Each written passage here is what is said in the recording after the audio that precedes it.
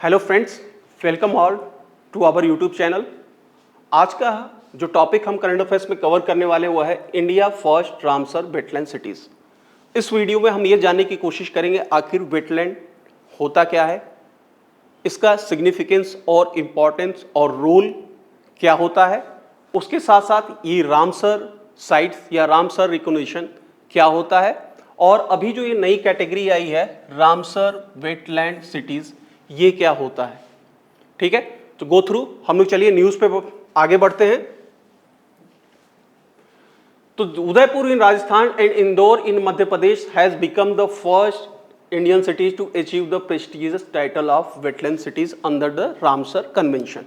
यानी क्या है, कोई रामसर कन्वेंशन है, उसके थ्रू उदयपुर के जो राजस्थान का एक जिला है और उसके साथ साथ मध्य प्रदेश का एक जिला इंदौर, उसे इंडिया का फर्स्ट वेटलैंड सिटीज का टैग मिला है। अभी वर्ल्ड लेवल पे देखें तो केवल 31 सिटीज हैं जिसको ये टैग मिला हुआ है। यानी क्या है, ये इंडिया के लिए एक बड़ी ही अच्छी खबर है। तो आइए सबसे पहले जानते हैं कि आखिर ये वेटलैंड होता क्या है, और ये जो वेटलैंड सिटीज का टैग मिला है तो हमें इसे कनेक्ट करने में आसानी हुई कि वेटलैंड सिटीज का जो टैग मिला है आखिर क्यों दिया गया है। तो चलिए सबसे पहले जानते हैं वेटलैंड क्या होता है। तो वेटलैंड देखो, अगर सिंपल डिफिनेशन देखें तो wetland are areas of land that are covered with water either temporarily और permanently। यानी क्या है, कोई लैंड का एक ऐसा एरिया है जो वाटर से क्या है, सबमर्ज्ड है। अब यहां पे देखो, एक लैंड की बायोडाइवर्सिटी और एक तरीके से वाटर की बायोडाइवर्सिटी दोनों मैच हो रही है। इसे ऐसे एरिया को क्या कहा जाता है, इकोटोन, जहां पे दो डिफरेंट बायोडाइवर्सिटी का एरिया एक तरीके से आपस में मिलते हैं और यहाँ पे क्या हो जाता है, बायोडाइवर्सिटी काफी हाई हो जाती है। तो देखो, इसी तरीके से अगर समझा जाए तो इसके कई सारे एग्जाम्पल हैं, पॉन्ड्स, स्वैम्प्स, मार्सेस और एस्चुरीज। यानी क्या, तालाब, दलदली भूमि, कच्छ भूमि और नदियों के मुहाने। अब यहाँ पे जितने सारे एरिया देखो, डिफरेंट बायोडाइवर्सिटी मिल रही है, लैंड और वाटर। अब ये क्या है, फेवरेबल कंडीशन है लाइफ के लिए। तो इसी कारण से क्या हो जाता है कि बहुत ही इंपॉर्टेंट हो जाते हैं ecosystem due to their biological diversity and environmental services. तो चलो एक बार देखते हैं आखिर इंपॉर्टेंट हो क्यों जाते हैं, कौन सी ये सर्विसेज प्रोवाइड करते हैं जिसके कारण ये इतने सिग्निफिकेंस है, या हमारे एक तरीके से कहो पूरे इकोसिस्टम या प्लेनेट के लिए बहुत ही ज्यादा इंपॉर्टेंट है। तो चलो देखते हैं। तो सबसे पहला देखो इंपॉर्टेंट है हैबिटेट। अब यहाँ पे क्या है, देखो दो डिफरेंट टाइप के बायोम, दो डिफरेंट टाइप की बायोडाइवर्सिटी का एरिया मिल रहा है, यानी लैंड और ये वाटर। तो इसके कारण क्या हो जाता है, यहाँ पे बायोडाइवर्सिटी काफी रिच होती है। यहाँ पे डिफरेंट सारे वेराइटीज होते हैं, बर्ड्स के आप देख सकते हो, फिश के वेराइटीज देख सकते हो, है ना। तो इसके कारण क्या हो जाता है, यहाँ पे बहुत सारे एक तरीके से बायोडाइवर्सिटी काफी हाई होती है और ये एक तरीके से ये इस बायोडाइवर्सिटी को हैबिटेट देते हैं, सबसे पहला रीजन। ठीक है, दूसरा क्या है, फूड।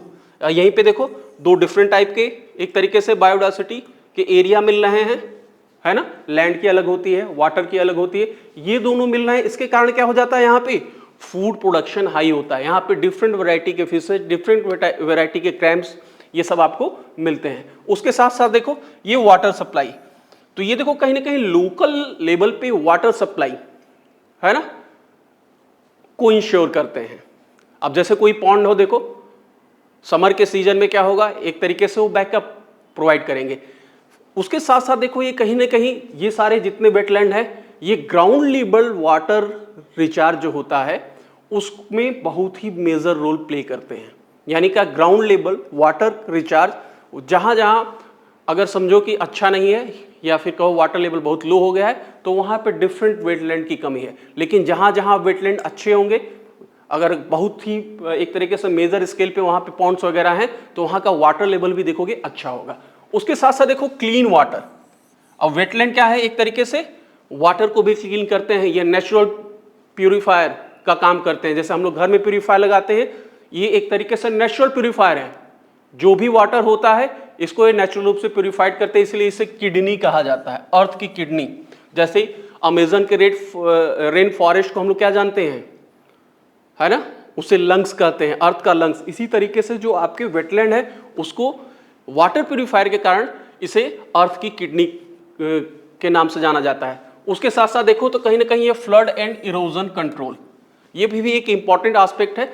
देखो ये एक्चुअली में वेटलैंड एक स्पंज की तरह काम करते हैं, और जो एक्सेस वाटर होता है उसको क्या कर लेते हैं, वो स्पंज की तरह सोख लेते हैं। दैट्स वाई क्या होता है, वहां पे फ्लड कंट्रोल में भी इनका मेजर रोल होता है। इसके साथ साथ क्या हो जाता है, जब फ्लड अगर कंट्रोल होगा तो क्या होगा, फ्लड के कारण एक एसोसिएटेड फैक्टर है ना सॉइल इरोजन, वो भी क्या हो जाएगा, कंट्रोल हो जाएगा। उसके साथ साथ देखो ये कई सारे हमें फन की एक्टिविटी है ना का एक मीडियम प्रमोट करते हैं। जैसे देखो अभी ये क्या कर रहा है, कुछ बोट है ना, बोटिंग कुछ, तो कुछ ऐसे एडवेंचरस एक्टिविटी के भी क्या हो जाता है, ये हमें एक मीडियम प्रदान करता है। उसके साथ साथ अगर देखें तो देखो ये काफी सारे माइग्रेटरी बर्ड है ना जो माइग्रेशन करते हैं, तो वर्ल्ड लेवल पे आपने सुना होगा, उसको ये क्या करते हैं, एक तरीके से शेल्टर देते हैं, उसको नेस्टिंग साइट्स प्रोवाइड करते हैं। दैट्स वाई क्या हो जाता है, ये इंपॉर्टेंट हो जाता है। इसके साथ साथ अगर वेटलैंड का देखें तो वेटलैंड एक और पॉइंट ऑफ व्यू से बहुत ही इंपॉर्टेंट है, उसे हम लोग कहते हैं कार्बन कैप्चर। देखो आज की डेट में क्या है, ग्लोबल वार्मिंग हो रही है, ग्लोबल वार्मिंग का एक मेजर रीजन है कार्बन डाइऑक्साइड का एमिशन, ठीक है। तो ये क्या है, एक्सेस एक इन्वायरमेंट के कार्बन को क्या करता है, ये एब्जॉर्ब कर लेता है, तो ये कार्बन सिंक की तरह भी वर्क करता है। तो दैट्स वाई क्या हो जाता है, ये बहुत ही इंपॉर्टेंट है। अब चलिए आगे बढ़ते हैं। बट देखो ड्यू टू एक्सेस है ना, urbanization, pollution, encroachment of wetland, ये सब ऐसे कुछ प्रोमिनेंट रीजन है जिसके कारण वेटलैंड का लॉस होता जा रहा है। और अगर हम वेटलैंड को अगर एक अच्छे तरीके से अगर रिस्टोर करें तो इसके 7 बेनिफिट होते हैं प्रॉपरली, जिसको वेटलैंड यानी रामसर कन्वेंशन के थ्रू बताया गया है। तो एक तो क्या है, ये देखो ये कहीं ना कहीं अगर हम वेटलैंड को रिस्टोर करते हैं तो ये रिवाइव बायोडाइवर्सिटी यानी वहां के बायोडाइवर्सिटी को बढ़ा देता है। उसके बाद वाटर लेवल और वाटर सप्लाई को क्या करता है, इंश्योर करता है, और साथ साथ वाटर फिल्टर का भी काम करता है। उसके बाद देखो कहीं ना कहीं क्या है, एक ये कार्बन स्टोरेज, एक कार्बन सिंक की तरह वर्क करता है। उसके साथ साथ ये फ्लड और स्टॉर्म्स को भी कंट्रोल करता है। तो देखो फ्लड्स तो चलो ठीक है, स्टॉर्म्स यानी जो आपका जो कोस्टल रीजन है वहां पे ये क्या करता है, एक बफर की तरह काम करता है। उसके बाद इंप्रूव लिवलीहुड यानी क्या है, एक तरीके से देखो यहाँ पे प्रोडक्शन लेवल क्या है, हाई है, और ऐसे कई सारे एरिया देखोगे जहां पे टूरिज्म की पॉसिबिलिटी होती है, कुछ फन वगैरह एक्टिविटी कर रहे हो, जैसे यहीं का आप जाओ कोल्हापुर में तो कोई रंकाड़ा लेक है, वहां पे आप बोटिंग करते हो ना, तो ऐसे करके क्या होता है, ये जो लोकल जो पर्सन है वहां पे एम्प्लॉयमेंट के है ना, या फिर उनको कहो कि उनके लिवलीहुड को सपोर्ट करने में ये क्या करता है, मदद करता है। उसके बाद कुछ इको टूरिज्म ये भी प्रमोट करता है, और इसके साथ इनहेंस वेलबींग, इसका जो एस्थेटिक वैल्यू होता है वो आपको रिलैक्स है ना, जैसे कोई सुंदर सा झील देखो तो आपको क्या होता है, कैसी फीलिंग आती है, तो ये आपको काल्म और रिलैक्स करता है। तो ये ऐसे कुछ 7 प्रोमिनेंट फीचर बताए गए हैं किसमें, है ना, कुछ रामसर कन्वेंशन के द्वारा। तो गो थ्रू चलो हम लोग आगे बढ़ते हैं और ये जानने की कोशिश करते हैं कि ये रामसर कन्वेंशन क्या है, जिसके थ्रू है ना वेटलैंड सिटीज का टैग दिया गया, या वेटलैंड जो साइट्स होते हैं उसको रिकॉग्नाइज किया जाता है। तो गो थ्रू हम लोग आते हैं रामसर कन्वेंशन पे। तो देखो रामसर कन्वेंशन कुछ नहीं, एक सिंपल सा एक ट्रीटीज मान लो, एक समझौता है वर्ल्ड लेवल पे, और इसको क्यों लाया गया, क्या है, तो इसको देखते हैं। तो देखो 1971 में रामसर एक ईरान में एक प्लेस है, वहां पे एक कन्वेंशन को साइन किया गया। ये पर्टिकुलरली किससे रिलेटेड है, ये वेटलैंड के कंजर्वेशन से रिलेटेड है। इसका होली पर्पज था, एक तरीके से कहा जाए कि वेटलैंड को कंजर्व करना, उसे प्रिजर्व करना और उसके सस्टेनेबल यूज को है ना बढ़ाना। अब देखो क्या है, एक ये इंटर गवर्नमेंट ट्रीटी है, इंटर गवर्नमेंटल ट्रीटी है, ठीक है, और इसको किसके द्वारा इस्टेब्लिश किया गया है, ये इंपॉर्टेंट है थोड़ा, तो इसको यूनेस्को के द्वारा इस्टेब्लिश किया गया है, ठीक है, focused on conservation and sustainable use of wetland. और उसके बाद इसका एम क्या है, to maintain the ecological character of wetland and promote their wise use for current and future generation. और इसी के एक तरीके से वेटलैंड के बारे में लोगों की जागरूकता बढ़ाने के लिए ईच एंड एवरी ईयर 2 फरवरी को वर्ल्ड वेटलैंड डे मनाया जाता है, ठीक है। क्योंकि ये 2 फरवरी डे क्यों चूज किया गया, क्योंकि इसी दिन 1971 में ये कन्वेंशन है ना को अडॉप्ट किया गया था। चलिए थोड़ा सा आगे बढ़ते हैं। अब एक रामसर रिकॉग्निशन क्या होता है, तो देखो वर्ल्ड लेवल पे क्या है, रामसर साइट्स क्या होता है, कुछ ऐसे वेटलैंड साइट्स को वर्ल्ड लेवल पर रिफ्लेक्ट करता है जो अंतर्राष्ट्रीय स्तर के क्या हैं, इंपॉर्टेंस प्लेसेस हैं रामसर कन्वेंशन के तहत। यानी क्या है, ऐसे जितनी भी सारी आर्द्र भूमियां है ना जो अंतर्राष्ट्रीय स्तर के महत्व के हैं, उसे रामसर साइट्स के रूप में जाना जाता है, या रामसर साइट्स के रूप में क्या कर दिया जाता है, उसे रिकॉग्नाइज कर दिया जाता है। अब जैसे हमारे यहाँ इंडियन गवर्नमेंट ने कितनी साइट्स को रिकॉग्नाइज किया है, कुछ आपको आइडिया है? तो देखो अभी तक इंडिया में टोटल 85 दिसंबर तक का अगर डेटा देखें, रामसर साइट्स को नॉमिनेट किया गया है। यानी क्या है, 85 इंटरनेशनल स्तर के कुछ रामसर साइट्स हमारे यहाँ नोटिफाइड किए जा चुके हैं गवर्नमेंट ऑफ इंडिया के थ्रू। ठीक है, तो आप तो समझ गए कुछ वेटलैंड होते क्या हैं, इनके फंक्शन क्या क्या होते हैं। हमारे यहाँ एग्जामिनेशन के पॉइंट ऑफ व्यू से 85 है ना, कुछ डेटाज भी हैं, कुछ स्टार्टिंग जो टाइटल ही था वही हमारे लिए कुछ डेटा है, कुछ एग्जामिनेशन पॉइंट ऑफ व्यू से। अब देखो थोड़ा सा आगे बढ़ते हैं। ठीक है, वेटलैंड सिटीज जो टॉपिक है ये क्या है, तो देखो ये कुछ नहीं, रामसर साइट्स को जैसे रिकॉग्नाइज करते थे इसी तरीके से रामसर हमने आगे बढ़ा और रामसर से अब क्या है, कुछ रामसर सिटीज की ओर रिकॉग्नाइज करने लगे। यानी क्या है, सिंपल सा जैसे हम रामसर साइट्स को टैग करते हैं, वेटलैंड को टैग करते हैं, सेम वे में हम अब कुछ सिटीज को टैग कर रहे हैं। तो ये क्या है, एक तरीके से it is a voluntary recognition system है। ये 2050 में इसको एक तरीके से लाया गया अंडर रामसर कन्वेंशन।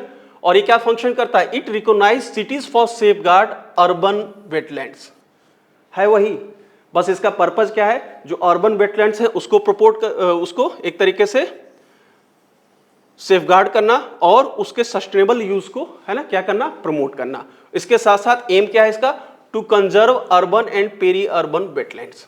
यानी आसान लैंग्वेज में कहा जाए तो ये टैग क्या करता है, जो अर्बन एरिया में इस्टेब्लिश्ड जो वेटलैंड्स हैं उसके कंजर्वेशन पे ये फोकस है, उसके सस्टेनेबल यूज पे है ना ये फोकस है। अब गो थ्रू आगे बढ़ते हैं। जो दो सिटीज है ना एक तरीके से जिसको ये टैग मिला है इंडियन सिटीज को, उसके बारे में थोड़ा सा जान लेते हैं। तो देखो उदयपुर, इसको सिटी ऑफ लेक्स के नाम से जाना जाता है। कई सारे सिटी ऑफ लेक्स हैं इंडिया में, नैनीताल है ना, भीमताल कुछ सुने होंगे, उसी तरीके से उदयपुर है। यानी क्या है, यहाँ पे लेक्स, इसको वेनिस ऑफ द ईस्ट और कश्मीर ऑफ द राजस्थान कहा जाता है। ये देखो एक 5 मेजर वेटलैंड है यहाँ पे, या 5 एक तरीके से कहो लेक हैं, बहुत ही ब्यूटीफुल लेक हैं, जिसके कारण यहाँ का राजस्थान में सिचुएटेड होने के बावजूद यहाँ का जो क्लाइमेट है बहुत ही प्लीजेंट हो जाता है। यानी क्या है ना, तो एक बार देखते हैं थोड़ा सा कौन कौन से यहाँ पे हैं, क्योंकि mapping of point of view से किसी भी एग्जामिनेशन में पूछा जा सकता है। तो देखो 5 मेजर जो वेटलैंड है, तो एक है पिछोला, दूसरा फतेह सागर, तीसरा रंग सागर, उसके बाद स्वरूप सागर और दूध तलाई। अब इसके बाद आगे थोड़ा सा इंदौर को देखते हैं। इंदौर, अब इंदौर के बारे में सब कुछ जानते होंगे, एग्जामिनेशन के पॉइंट ऑफ व्यू से भी कुछ फैक्ट हैं। ये हमेशा cleanest city in India ranking होते हैं ना, स्वच्छ भारत सर्वेक्षण, उसमें टॉप करता है। And awarded India smart city 2023। ठीक है, उसके साथ साथ ये सिरपुर लेक, याद रखिएगा मैपिंग के पॉइंट ऑफ व्यू से पूछा जा सकता है, एक रामसर साइट है और इंपॉर्टेंट हैबिटेट है वाटर बर्ड्स का। यहाँ पे कुछ सारे स्क्रीन है ना, एक स्पीसीज है बर्ड की, उसको प्रोटेक्ट करने का एक मिशन मोड चल रहा है गो थ्रू। यानी ये छोटा सा एक इंदौर के बारे में है ना एक आपका एक इंसाइट हो गया। अब गो थ्रू हम लोग आगे बढ़ते हैं, कुछ पीवाईक्यू देखते हैं जो इस टॉपिक से पूछा गया हो। एक हल्का सा बस समरी लेंगे, हम पीवाईक्यू डिस्कस नहीं करेंगे, जिससे एक आइडिया हो जाए कि इस टॉपिक से जो हम लोग है ना वेटलैंड है वहाँ से हमको जब गो थ्रू स्टडी करेंगे तो कितना वेटेज देना है, किस तरीके से पढ़ना है इस टॉपिक को। तो गो थ्रू देखो, यूपीएससी प्रीलिम्स 2023 है ना, ये मैपिंग से पूछ दिया। उसके बाद फिर आगे देखते हैं 2022, ये फिर मैपिंग से लोकेशन के थ्रू है ना दे दिया। तो हो सकता है आज के टॉपिक से कुछ ऐसे ही क्वेश्चन मिल जाए आपको, या फिर सीधे क्वेश्चन पूछ दे, 4 ऑप्शन आपके पास आ जाए और वहां पे एक तरीके से आपसे क्वेश्चन पूछ ले कि इनमें से किस सिटीज को वर्ल्ड वेटलैंड सिटीज का टैग मिला है या नहीं मिला। उसके बाद गो थ्रू 2022 में, अब देखो ये क्या है, एक तरीके से फंक्शन ऑफ वेटलैंड, सीधे सीधे पूछ लिया, जिसको हम लोगों ने वेटलैंड के इंपॉर्टेंस में हमें डिस्कस किया। उसके बाद 2019 में देखो रामसर कन्वेंशन से क्वेश्चन पूछा है। उसके बाद 2014 में देखो फिर कहीं ना कहीं आपका रामसर कन्वेंशन या वेटलैंड इंटरनेशनल। उसके बाद 2014 में फिर से मैपिंग, और इसके बाद 2020 में वेटलैंड्स के बारे में इंडिया का लेजिस्लेशन क्या है। तो यानी क्या है, एक तरीके से अच्छा खासा क्वेश्चन रहता है इस टॉपिक से 2019 में देखो। तो अगर हम अपने एग्जाम पॉइंट ऑफ व्यू से देखें तो ये टॉपिक बहुत ही इंपॉर्टेंट है। इस टॉपिक को हमें एग्जाम पॉइंट ऑफ व्यू से अच्छे तरीके से कवर करना है। तो गो थ्रू इस वीडियो में, है ना, एक छोटा सा ग्लिम्पस था। अगले वीडियो के साथ कुछ आएंगे, कुछ उसमें करंट अफेयर्स के कुछ टॉपिक और कुछ ऐसे ही कुछ क्वेश्चन को देखेंगे, जिससे हमें उस टॉपिक पे कितना फोकस होना हमें एक आइडिया रहेगा। इसके साथ साथ हमारे करंट अफेयर्स भी कवर रहेंगे। तो ठीक है, हम लोग फिर अगले वीडियो में मिलते हैं। और हमारे यूट्यूब को लाइक कीजिए, सब्सक्राइब कीजिए यूट्यूब चैनल को, और हमारे टेलीग्राम से जुड़िए, जहाँ पे हम कुछ स्टडी मटेरियल वगैरह आपको सर्कुलेट करते रहते हैं। फिर मिलते हैं, बाय बाय।